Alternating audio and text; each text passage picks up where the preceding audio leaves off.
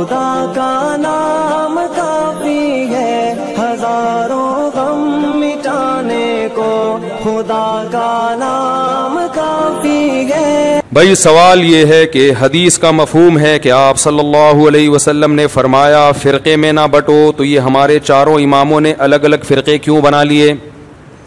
آج کل لفاظی بہت ہے مارکیٹ میں، قرآن کی آیتوں کو غلط فٹ کرنا، جو آیت جدھر کی نہیں تھی اس کو اٹھا کے کہیں اور لگا دی۔ ایک صاحب مجھے کہنے لگے قرآن مجید میں اللہ تعالیٰ کا ارشاد ہے وَاعْتَصِمُوا بِحَبْلِ اللَّهِ جَمِيعًا وَلَا تَفَرَّقُوا، قرآن کہہ رہے اللہ کی رسی کو مضبوطی سے تھام لو اور فرقوں میں نہ بٹو۔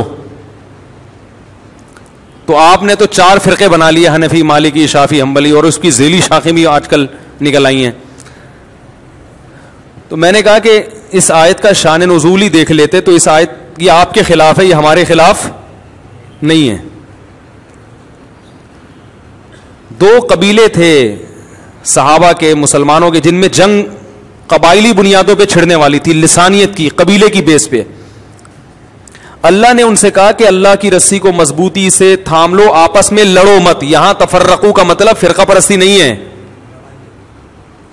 آپس میں بٹو نہیں، یعنی ایسا بٹنا جس سے لڑائی پیدا ہو رہی ہو۔ یہ کوئی اختلافی مسائل کی جنگ نہیں ہو رہی تھی ان 2 قبیلوں میں، یہ قبائلی جنگ تھی کہ ہم اوس تم خزرج، ہمارا قبیلہ ایسا تمہارا ایسا۔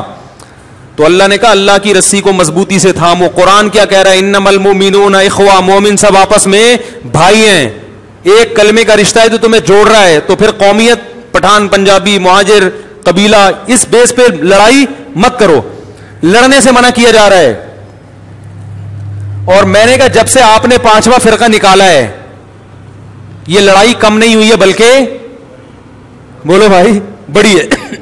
تو اللہ تو کہہ رہے ہیں کلمے کا رشتے کی وجہ سے آپس میں، حنفی بھی کلمہ پڑھتا ہے، شافعی بھی اسی کلمے کو پڑھتا ہے جس کو حنفی پڑھتے ہیں، مالکی بھی وہی کلمہ پڑھتا ہے، وہی اللہ رسول کو، وہی قرآن و سنت کو مانتا ہے، تو آپس میں لڑو مت۔ تو میں نے کہا اگر یہ حنفی شافعی آپس میں لڑ رہے ہیں تو یہ آیت کی مخالفت کر رہے ہیں، لڑ نہیں رہے تو قرآن و سنت کی تشریح میں اگر اختلاف یہ اس آیت کے میں داخل ہے تو یہ تو سب سے پہلے صحابہ نے کیا ہے۔ یہ سارے اختلافات تو ہمیں صحابہ میں ملتے ہیں، ایک صحابی ایک حدیث کی تشریح یہ کر رہے ہیں، دوسرے اس حدیث کی تشریح کچھ اور کر رہے ہیں، مگر لڑ نہیں رہے۔ کیا ہو گیا بھائی صحابہ میں امام کے پیچھے فاتحہ پڑھنے والے بھی، امام کے پیچھے فاتحہ کو ناجائز کہنے والے بھی، مگر پھڈا انہوں نے نہیں کیا، اور ایسا کام بھی نہیں کیا جس سے پھڈا پیدا ہو۔ کیا مطلب؟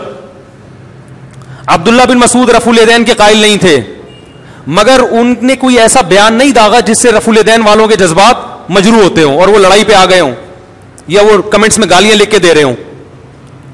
عبداللہ بن عمر رفع الیدین کے قائل تھے، انہوں نے کوئی ایسا بیان رفع الیدین نہ کرنے والوں کے خلاف نہیں دیا کہ جو رفع الیدین کا قائل نہیں ہے۔ ہاں جو قائل ہو کے نہ کرے اس کے مخالفت ان سے ملتی ہے، لیکن جو قائل ہی نہیں ہے اس کے بارے میں انہوں نے کوئی ایسا بیان دیا ہو جس سے اس کے جذبات مجروح ہو جائیں کہ یہ حدیث ہی کو نہیں مانتے، یہ ایسے ہیں، یہ ویسے ہیں، ایسا کوئی عبداللہ بن عمر کا بیان ہمارے پاس موجود نہیں ہے۔ آج جتنے لوگ یوٹیوب پہ بیٹھے ہوئے ہیں جو فرقہ پرستی کے خلاف جہاد کر رہے ہیں، خدا کی قسم فرقہ پرستی کو پروموٹ کر رہے ہیں، وہ نہیں آ رہی بات، کیونکہ حنفی، شافعی، مالکی، حنبلی تو جب سے یہ ائمہ دنیا میں آئے ہیں انہوں نے ریسرچ کی ہے، اور ان کی ریسرچ کو کتابوں کی شکل میں مدون کیا گیا ہے، تو ان کی ریسرچ کو فالو کرنے والے کو اسی امام کی طرف منسوب کیا جاتا رہا ہے۔ یہ کام تو صدیوں سے ہو رہا ہے، لیکن امت لڑی نہیں ہے، لڑ پہلی دفعہ رہی ہے۔ تو میں نے بتایا کہ جہالت کا دور ہے، کون سی آیت اٹھا کے کدھر فٹ کریں گے، کون سی آیت اٹھا کے ادھر فٹ۔ دیکھو حرمین کے امام وہ حنبلی ہیں، وہ زور سے آمین کہتے ہیں، رفع الیدین کرتے ہیں، ہم وہاں آہستہ آمین کہتے ہیں، رفع الیدین نہیں کرتے۔ کبھی آپ نے دیکھا کہ حرم میں کسی نے پکڑ کے آپ کو مارا ہو؟ ہے بھائی، چترول لگایا ہو کہ تو حدیث کو نہیں مانتا، تو یہ کرتا ہے، تو وہ، اور یہ صدیوں سے ہو رہا ہے۔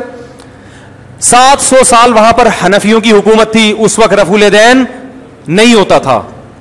ائمہ حرم جو حنفی تھے وہ رفع الیدین نہیں کرتے تھے، انہوں نے کبھی رفع الیدین کرنے والوں کو پکڑ کے ان کے خلاف کلپ نہیں بنایا کہ یہ حدیث کے منکر یہ یوں یا یوں۔ اگر کسی نے بنایا تو غلط کیا ہے۔ تو اختلاف اور فرقہ واریت کو ختم کرنے کا یہ جو طریقہ آج کل مارکیٹ میں چل رہا ہے نا کہ سب کو غلط کہو اور یہ ثابت کرو کہ میں صحیح ہوں. یہ طریقہ قرآن و سنت کے خلاف ہے. آپ کو وہی جیسے میرا پورا بھی بیان ہوا نا کہ آپ کو ایک باؤنڈری کھینچنی پڑے گی کہ کس حد تک آپ جا سکتے ہیں, کس حد تک نہیں جا سکتے. تو ائمہ اربعہ کا کسی مسئلے میں اگر اختلاف ہو گیا ان چاروں اماموں کا, تو ساری دنیا مانتی ہے, مسلمانوں کا اتفاق ہے کہ یہ چاروں بہت بڑے بڑے محقق تھے, بڑے ریسرچر تھے, ان کی علم ہم سے کئی گنا زیادہ. تو انہوں نے اگر اختلاف کیا ہے تو وہ للہیت کی بنیاد پہ کیا ہے, قرآن و حدیث کی تشریح کو سمجھنے میں اختلاف ہوا ہے. ان میں کوئی بھی حدیث کی مخالفت کرنے والا نہیں تھا. جب وہ اختلاف ہوا ہے تو وہ اسلام کے دائرے کے اندر ہے, اس میں کسی بھی فریق پر ملامت کرنا یا اس کو فالو کرنے والے کو اہل سنت سے خارج کرنا یا اس کو یہ کہنا یہ حدیث کا منکر ہے, یہ حدیث کو نہیں مانتا, یہ عمل فرقواریت کو پھیلا رہا ہے. وہ فرقواریت جس کا قرآن نے ذکر کیا, یہ لڑائیوں کو کیا کر رہا ہے. تو اللہ تو کہہ رہے ہیں مسلمانوں میں کوئی ایسا کام مت کرو جس سے لڑائی پیدا ہو. بات آ رہی ہے سمجھ میں؟ دوسری بات, لا يحب اللہ الجہر بالسوء من القول الا من ظلم. اللہ فرماتے ہیں اللہ بری بات کو پسند نہیں کرتا مگر جس پر ظلم ہوا ہو وہ دفاع میں بات کہہ سکتا ہے. تو بعض دفعہ میں بھی یہ فروعی مسائل کو بڑی شدت سے جو بیان کرتا ہوں یہ دفاع میں ہے, کیونکہ لوگ یک طرفہ باتیں سن کے علماء سے بدگمان ہو رہے ہوتے ہیں, یک طرفہ باتیں سن رہے ہوتے ہیں, علماء سے بدگمان ہو رہے ہوتے ہیں. Thanks for watching. Don't forget to like, comment, share and subscribe to Mufti Tariq Masood, famous scholar.